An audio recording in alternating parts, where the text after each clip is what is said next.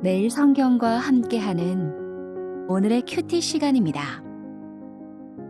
9월 28일 오늘의 말씀은 역대하 11장 1절에서 23절입니다.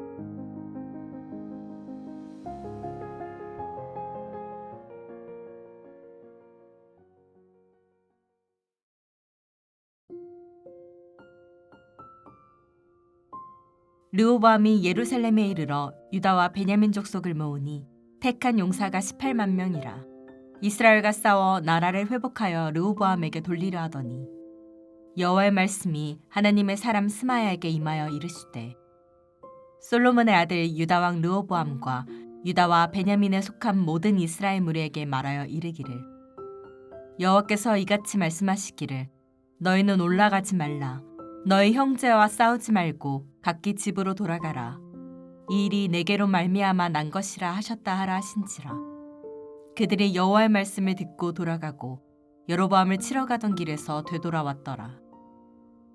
르호보암이 예루살렘에 살면서 유다 땅에 방비하는 성읍들을 건축하였으니 곧 베들레헴과 에담과 드고아와 벳술과 소고와 아둘람과 가드와 마레사와 십과 아도라임과 라기스와 아세가와 토라와 아얄론과 헤브론이니 다 유다와 베냐민 땅에 있어 견고한 성읍들이라. 르호보암이 그 방배하는 성읍들을 더욱 견고하게 하고 지휘관들을 그 가운데에 두고 양식과 기름과 포도주를 저축하고 모든 성읍에 방패와 창을 두어 매우 강하게 하니라. 유다와 베냐민이 르호보암에게 속하였더라. 온 이스라엘의 제사장들과 레위 사람들이 그들의 모든 지방에서부터 르호보암에게 돌아오되 레위 사람들이 자기들의 마을들과 산업을 떠나 유다와 예루살렘에 이르렀으니 이는 여로보암과 그의 아들들이 그들을 해임하여 여호와께 제사장의 직분을 행하지 못하게 하고 여로보암이 여러 산당과 순념소 우상과 자기가 만든 송아지 우상을 위하여 친히 제사장들을 세움이라. 이스라엘 모든 지파 중에 마음을 굳게 하여 이스라엘의 하나님 여호와를 찾는 자들이 레위 사람들을 따라 예루살렘에 이르러 그들의 조상들의 하나님 여호와께 제사하고자 한지라. 그러므로 3년 동안 유다 나라를 도와 솔로몬의 아들 르호보암을 강성하게 하였으니 이는 무리가 3년 동안을 다윗과 솔로몬의 길로 행하였음이더라. 르호보암이 다윗의 아들 여리못의 딸 마할랏의 아내로 삼았으니 마할랏은 이새의 아들 엘리압의 딸 아비하알의 소생이라. 그가 아들들 곧 여호수아 스마랴와 사함을 낳았으며 그 후에 압살롬의 딸 마아가에게 장가들었더니 그가 아비야와 아떼와 시사와 슬로밋을 낳았더라.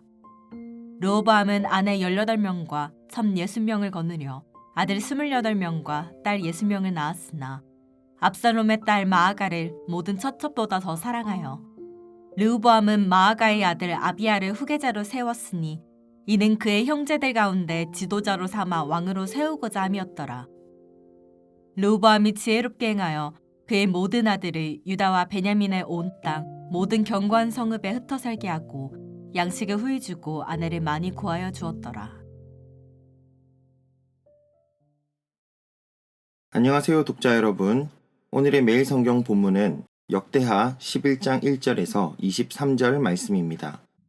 오늘 본문은 남북 분열 직후 르호보암의 이야기를 다룹니다. 북이스라엘 지파들에게 거부당하여 예루살렘으로 돌아가 전쟁을 준비하던 그에게 하나님은 선지자를 보내어 이 모든 것은 하나님으로부터 난 것이니 싸우지 말고 각기 집으로 돌아가라 하십니다. 이 말씀은 단순히 전쟁 중지가 아니라 이 모든 사건에서 하나님의 주권을 인정하고 새로운 길을 선택하라는 부르심이었습니다. 오늘 이 말씀을 통하여 우리에게 주시는 하나님의 말씀, 하나님의 뜻이 무엇인지 고민해 보시는 귀한 시간이 되시기를 바랍니다. 먼저 첫 번째 단락인 1절에서 4절 말씀은 하나님의 뜻으로 전쟁을 멈추게 되는 이야기가 나옵니다. 예루살렘으로 돌아간 르호보암은 반역한 북이스라엘을 치고 나라를 바로잡기 위해 무려 18만 명의 군사를 모집합니다. 그런데 그때 하나님의 사람 스마야가 나타나 하나님의 말씀을 전달합니다. 여호와께서 너희는 올라가지 마라. 너희 형제와 싸우지 말고 각기 집으로 돌아가라. 이 일이 내게로 말미암아 난 것이라고 말씀하셨다. 그래서 이 말씀을 들은 르호보암과 군사들은 다시 예루살렘으로 돌아옵니다. 역대기 저자는 분열을 단순히 정치적 실패가 아닌 하나님의 주권 아래 있는 사건으로 바라봅니다. 나라가 이렇게 갈라진 것은 하나님의 뜻이다 라고 선포하는 것이죠. 역대기는 분열마저도 하나님의 큰 그림 속에서 이해합니다. 비록 르호보암의 어리석은 결단으로 나라가 갈라졌지만 하나님은 이것마저도 하나님의 섭리를 이루시는 도구로 사용하십니다. 갈라진 것도 하나님의 섭리 안에서 진행되었다면 이 나라들을 통해서 이루어질 미래 역시 하나님의 뜻에 달려 있다는 것을 보여줍니다. 두 나라의 왕과 백성들이 열심히 하나님을 찾고 신뢰한다면 하나님이 이 두 나라를 통해 또 하나님의 선하신 뜻을 이루어 내실 것입니다.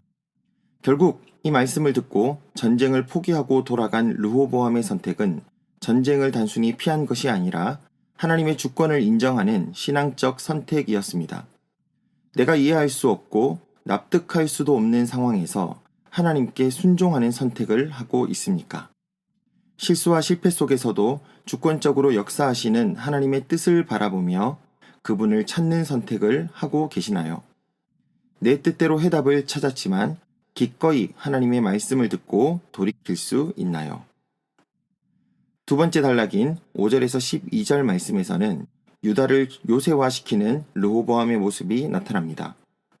전쟁을 포기한 르호보암은 성읍들을 요새화합니다. 남쪽으로 한정된 이 땅을 생각하며 이 땅을 사방에서 오는 적으로부터 지키기 위해 요새화시키고 방비를 합니다. 6절에서 10절까지 나오는 여러 지명들은 동서남북의 군사 요충지로 예루살렘을 방어하는 주요 침입 경로를 방어하도록 전략적으로 선택된 곳이죠. 르호보암은 지휘관을 파견하여 착실하게 성읍들을 정비하고 식량을 비축하여 그곳들을 강하게 합니다. 이것은 단순한 군사 전략이 아니라 하나님이 주신 땅을 지키는 신앙적 책임을 다하는 것이기도 합니다. 싸움을 멈춘 자리에 새로운 사명이 열립니다. 하나님이 내 기도대로 들어주시지 않았다고 해서 우리의 부르심이 멈추는 것이 아닙니다.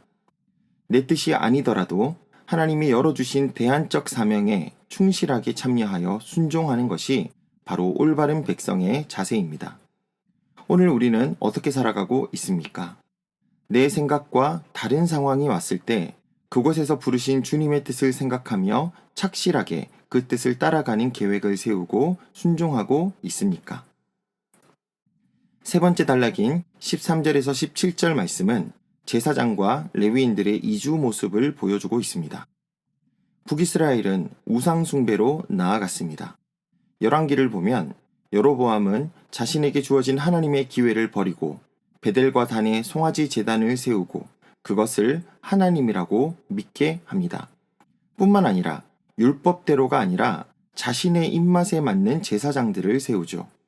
그리하여 하나님을 올바르게 섬기는 제사장과 레위인을 버렸습니다. 그러자 이 제사장들과 레위인들이 결단하여 자기들의 마을과 산업을 떠나 유다와 예루살렘으로 옮겨오게 됩니다.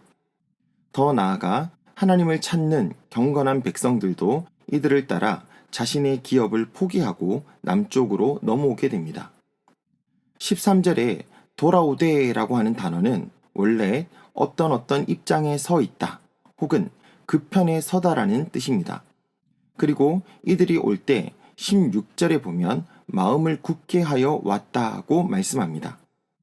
제사장과 레위인뿐 아니라 하나님을 찾는 하나님의 백성들은 마음을 굳게 하여 자신의 기업을 포기하고 하나님의 편에 섰습니다. 모든 것을 버려두고 하나님을 올바르게 섬길 수 있는 곳으로 기꺼이 넘어왔습니다. 그래서 본문 17절은 이들이 3년 동안 유다를 강하게 하고 르호보암을 강성하게 만들었다고 말씀하고 있습니다. 이들의 길이 역대기의 가장 본이 되는 다윗과 솔로몬의 길이었기 때문입니다. 르호보암이 앞의 단락에서 열심히 유다를 요새화시켰지만 진정 유다를 강성하게 하는 것은 그 요새가 아니라 다윗과 솔로몬의 길로 가는 믿음과 순종이었습니다. 그리고 그 믿음과 순종은 하나님을 찾는 자들이 마음을 굳게 하여 하나님의 편에 서기로 결단하고 죄악된 곳을 떠나왔기 때문입니다. 이 선택은 손해가 아니라 확실한 이득이 되었습니다. 제 마지막 단락인 18절에서 23절 말씀은 르호보암의 가족 이야기로 끝이 납니다. 그는 많은 아내를 그리고 자녀를 두었습니다. 하지만 분쟁이 생기지 않도록 아비야를 후계자로 정하고 나머지 자녀들을 각 성읍에 흩어두고 잘 살도록 해주었습니다. 성경은 르호보암이 지혜롭게 이런 일을 잘 처리했다고 말씀하고 있습니다. 비록 분열 초기에 르호보암의 모습은 어리석은 후계자의 모습이었지만 하나님의 말씀을 듣고 따랐던 오늘 그의 순종을 통해 이 초기 몇 년 동안에 하나님이 주시는 평화가 이때 있었음을 오늘 본문은 확실하게 보여주고 있습니다. 오늘 이 말씀들은 포로에서 돌아와 새롭게 일어서는 하나님의 백성들과 오늘 우리에게도 많은 도전을 던져줍니다. 때로는 우리가 절대 용납할 수 없는 일이 생길지도 모릅니다. 하지만 이런 가운데서도 우리는 기꺼이 하나님의 뜻을 찾아가며 그분의 주권을 인정하며 순종하는 삶이 필요합니다. 내 뜻이 아니더라도 충실하게 참여해서 주의 뜻을 이루어가는 것이 필요합니다. 기꺼이 내가 서 있는 곳이 머물러 있어야 할 곳이 아니라면 손해를 보더라도 주의 뜻을 따라 마음을 굳게 하여 떠나는 것이 필요합니다. 그때 우리를 지켜주시는 하나님의 손길이 경험되실 것입니다.